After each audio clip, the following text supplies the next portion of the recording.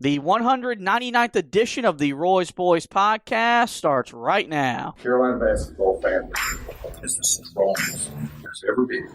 There ever will be.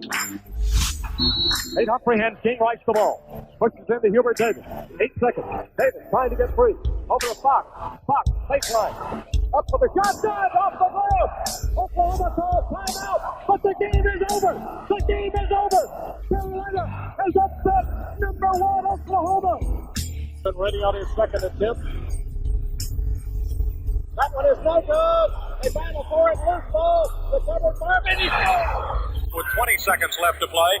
Goes back to Michael Jordan. Jumper from out on the left. Good! 63, 62, 13, 12, 11. Georgetown with one timeout. Brent Brown looking. Throw away to Worthy. 35. The Tar Heels are going to win the national championship. Carolina with foul. He takes the timeout. Technical foul. Technical foul. Brown gets it into Williams. Comes Williams front court.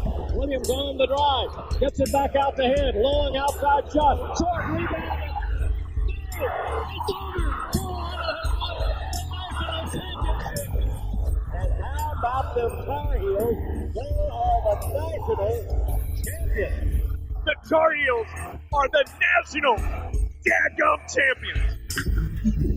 And that's what it takes when you big time games. You got to compete. You do it with your brain, and you got to do it with your heart too.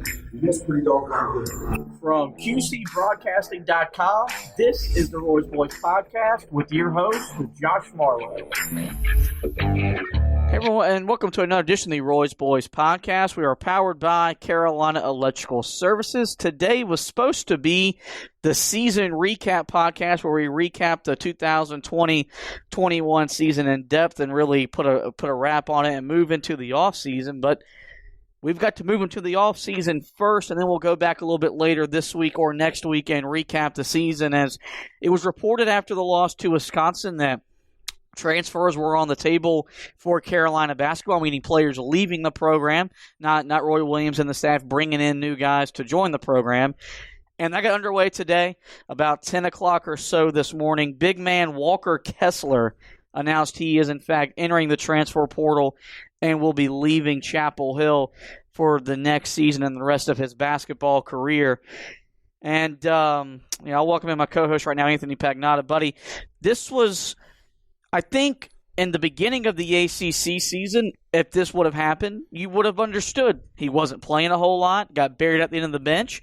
But then he got put in the game at Virginia, made the most of his opportunities there, and from that game on, joined the rotation, was a breakout player for this team, had a monster effort in the comeback win over Florida State, which earned him ACC Freshman of the Week honors. He was dominant in an ACC tournament game against Notre Dame where he almost recorded a triple-double with points, rebounds, and blocks, which you don't really see a lot of in the NBA game or let alone the college game. And so with that, I think Tar Heel fans entered the offseason thinking there's no way this guy leaves. He comes back. You can build your front court around Armando Bacot and Walker Kessler. But as we learned today, Walker Kessler thinks that what's best for his basketball future is not with the Tar Heels. Yeah, I think it really just kind of caught everybody off guard how quickly things sort of happened with this. I think we knew that there was going to be some movement after what we heard in the post-game press conferences, some of the reports that were coming out from people like Brendan Marks, Kiera Luck, who do a really great job covering the team. So this was not unexpected, but I think the timing of it was a little more shocking because it seemed like you would have more time. Maybe these guys would mull over some of these decisions.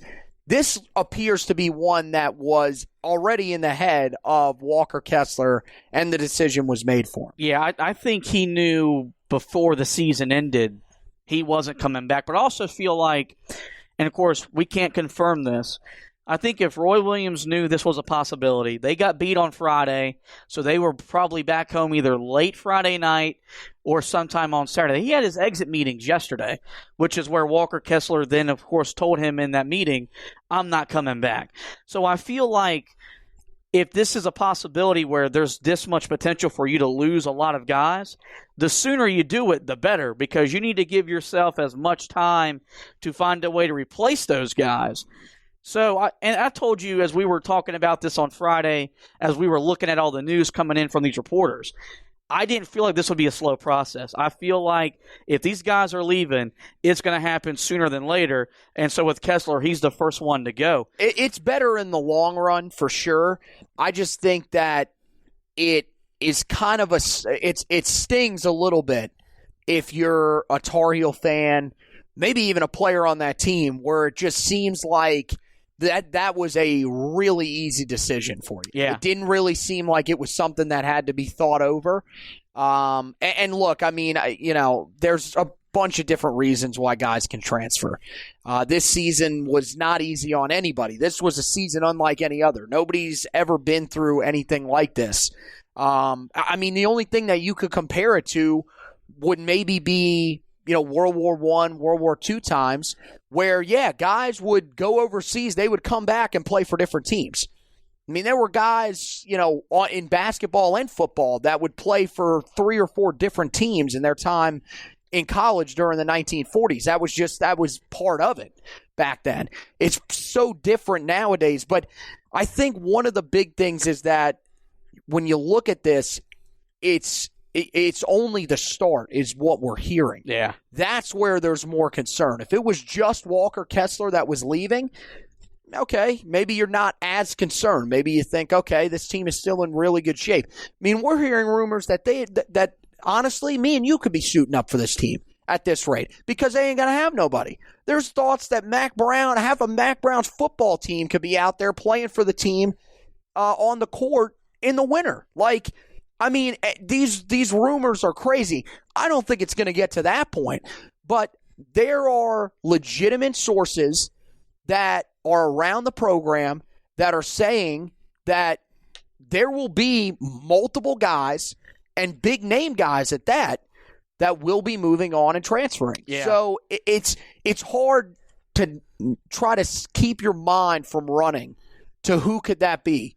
How is this team going to look? Because the thing that I think hurts the most is that when you looked at this team immediately after the game against Wisconsin, honestly, in your mind, nobody was probably thinking of Walker Kessler transferring at the time. There were rumors that had been out, the last couple of months over that, but I think you would mostly kind of put that out of your mind with how well he had played late in the season and everything like that. There were people talking about you being a top 5 team in the country next year in the preseason. Well, maybe one of the favorites to win a title. And now, I mean, honestly, we sit here today. It's hard not to think this team isn't going to be in a similar spot, maybe even a worse spot than they were this year. If the people that are being rumored to leave actually leave, then you have no idea where you're at as a program. I feel like, and you go back and listen to what Roy Williams said in that press conference after they lost to Wake Forest, where he made the comment towards the end, the foundation's here to do some special things. Wisconsin, you mean? You said Wake Forest. Whatever. I was trying to figure out. I was trying to go back to last year's game against Wake. Like, did he say something in that press conference that I missed? So I feel like he believes that, but in more ways than one, that was a recruiting pitch in a press conference where your season just came to an end because he knows what's out there, and that's not good. That shouldn't be why you're making that comment. You should be making that comment saying everyone comes back, which there isn't any guaranteed NBA talent on this roster. We can do some big time things here next season and the year after that.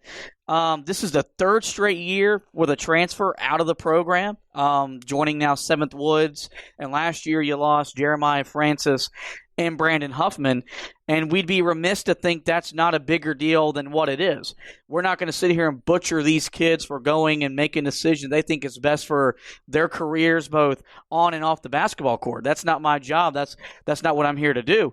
But before 7th Woods transferred, you went almost a decade without having transfers when you lost Larry Drew and the Ware twins back after that disastrous 2009-2010 season. This is now a third straight year where you're losing talent in and out of your program. And this is a guy that I think the thing that I think was more shocking when I was going through looking at the news, breaking down his transfer, and of course putting our piece together for the website on theheeltoughblog.com. What struck me the most was that this was purely a basketball decision. That's what he says. I mean, you take that for what it's worth. I don't know if that's I don't actually think he true. would lie. It'd be, now look, maybe if he goes to Georgia, which is where he's from, where he was getting recruited heavily, maybe he wanted to get back home, get closer to family, because maybe the pandemic has worn on his family lifestyle more than it has been. But or just him in general. I mean, it's that's what I'm getting at. When you're going through this kind of stuff, I mean, you want to be close to family. It makes it a little bit easier to go through all this stuff. I mean, yeah, it's not shocking that it isn't the most exciting thing to live in a hotel room and not be able to go and hang out with people and everything like that. I mean, college athletics it's hard enough to be a college athlete because your schedule is pretty crazy. There's not a lot of time for you to be able to bond with guys. But that's where, when you live in, the same rooms as guys, or the same houses as guys, everything like that, that's where you build the relationships. They couldn't do that this year. He coming out was a 5-star prospect, number 2 rated center in his class, was the 2nd rated player in Carolina's recruiting class, according to the recruiting sites. Was a guy that was going to be a stretch forward that could step out behind the three-point line and take shots and make the three-point line. And Roy Williams and this staff sold him on that. And now, while it didn't translate onto the court this season, I don't see why, if it was a basketball decision, why if that's the motive, why you're letting go after 1 year. Because you look at all the guys that have played the stretch forward position for Roy Williams, only one of them was ever successful as a freshman, and that was Marvin Williams. And Marvin Williams in college was a different breed back in that 2005 season. Carolina doesn't win the national title without him. You look at all the other guys that they've put there, mainly Luke May. It took him 3 years to develop. It was going to take you some time to become that kind of player, given the fact you didn't have the type of offseason you wanted to have. And I understand that that's what the NBA is wanting from big men, is they want guys that can step out and hit a three-point jump shot. And I do think down the line he could be able to do that. But you were also 7-1, which meant the second you walked on the floor, you were the biggest player on the court for either team. Carolina ran more offense through you as a freshman coming off the bench than any other freshman big in the history of Roy Williams coaching this program, and maybe in the history of this entire basketball program. So I don't. Not Hansborough. He didn't come off the bench. I said coming off the bench. Yeah. So maybe Zeller. It's freshman year. So it wasn't like you weren't getting the touches. Once you became a part of the rotation, you were a big part of what Carolina was wanting to do on both ends of the court. So with that, I'm saying you've got to, when you're making this decision, you got to be convinced that leaving Roy Williams, a guy who coaches big men better than any other coach in the country. The program is the best at coaching big men, usually developing big men. You've got to be convinced this is the best decision, and hopefully in the long run it works out for him. We're going to tip our hat and say thanks for what you did, because this team doesn't beat Florida State without you. This team doesn't maybe do what it did to finish the season without you. They probably don't enter the postseason with the kind of expectations back around them without what you were giving this team.